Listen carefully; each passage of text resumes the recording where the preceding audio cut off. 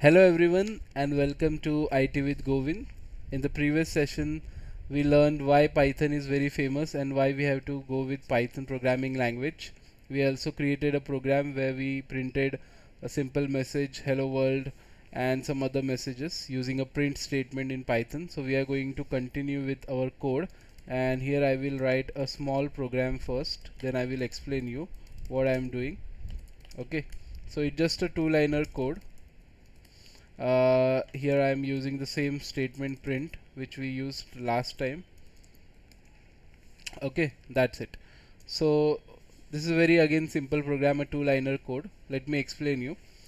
So if you create any software, we are not only going to print messages, right? We have to create interactive program. For example, if you go to ATM machine, you have to input something. Means you are not going to just stand in front of ATM and just wait to understand what is there in your mind and ATM is going to do everything for you. No, you have to press the button. You have to tell whether you want to withdraw or you want to do some other transaction. If you want to withdraw, or what is the amount of money you want to withdraw, how much money you want to withdraw, then you have to enter the pin. So you have to interact with your software, right? Similarly, I have created a program where I am not only printing a message, I am also taking an input. Okay, so what is input?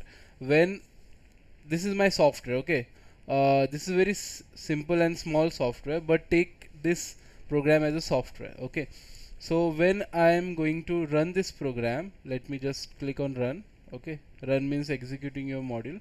So here I am going to again save this file on the desktop, and let's say input demo, and the extension should be py because it's a Python file. Okay, let's save it. So see what happened here. Let's keep these two windows side by side. This window is going to appear automatically when you click run. Here we have our code. When I click run, here is the output. So this is your software. You can treat this window like a software. Okay, so how it is going to work now? See, it is showing a message, enter your name. Okay, and it is waiting there. It is not actually going on the second line. You can see why it is waiting, because input statement always waits you to enter something. Okay, you can enter anything there, but because I am given a message enter your name, so I will just say Govind. Okay, I entered my name, and then I will hit enter button from my keyboard and see what it is showing. Welcome. Okay, it printed the second line, welcome. Then you have a space there, and then we have Govind. Okay, means I have given a message to the user of this software. So let's say you are the user of the software, you get this message enter your name. So what you are going to do, of course, enter your name, and after entering name it is going to do some further code, which is I'm just doing just a simple thing now, welcome Govind. I'm not doing any transaction or anything here currently. I'm just printing a simple message, welcome Govind. So what we are doing, let's understand from the code. First, input is a built-in function, okay, like a print. We learned print before to print the message. Similarly, input is for taking input. So here I am giving enter your name message. This message will appear on the window, then it will wait to enter something. So I entered Govind. Now what is this a name here? Okay, this is called variable. Okay, so whatever you entered, you have to first store it somewhere. So in further program you can use that variable. Okay, so this name is actually a variable. We'll understand the variable in detail, but for now just understand it like a bucket. Okay, there is a bucket, empty bucket, it doesn't have anything. When you enter something, whatever the name Govind, your full name, whatever you are going to enter here, that all value is going to be stored in this bucket name. Okay, we will call it variable, but consider it like a bucket.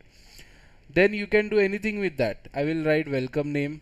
Okay, I will write welcome name, and then I will say how are you. Okay, so what I'm doing here is when you write welcome and then what is inside this bucket, don't see the NAME spelling. Okay, name, just consider this as a bucket. Okay, we have the NAME name, and it has a value inside it. The value is Govind. Okay, so when I say welcome plus, plus is like you are just concatenating this, you are just merging your message with whatever value inside the bucket. So it is showing welcome Govind, and the next line it will say welcome Govind and how are you. Let's again run this program. You have to just click run again. Okay, this is already saved in desktop, so I just save this file now. Okay, I am not saving this file again anywhere in the desktop, it's already saved. I just said Ctrl S. Now enter your name. If I say again Govind, or let's say this time Rahul, so what will happen, this Rahul value will get stored in this name bucket. Okay, variable, we call it variable here. Then it will, of course it is going to show welcome. Okay, let's predict with me what is going to be output. What will be the output? Predict with me. Welcome Rahul.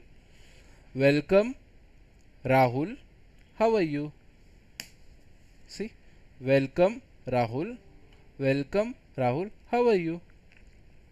So why we do this, why we create this variable or bucket? Okay, this is very important, because once you take the value from user, means this is your software, you took the value from your software user, so you can store it somewhere and then you can use it anywhere inside your program. Okay, maybe you have 1,000 lines of code, you can use it at the 100th line, you can use it 150, depend on the why you required it. Okay, for example, in the ATM it shows welcome your name because they have already your name in that bank. Okay, similarly here we have enter your name and it's printing. Okay, I will show you more examples in the next video about variables, so you can understand it, why we required it.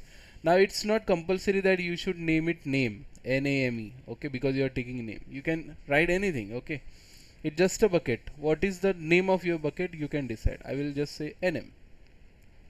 Okay, but just keep it same everywhere. You cannot write nm here and then here something different like nm.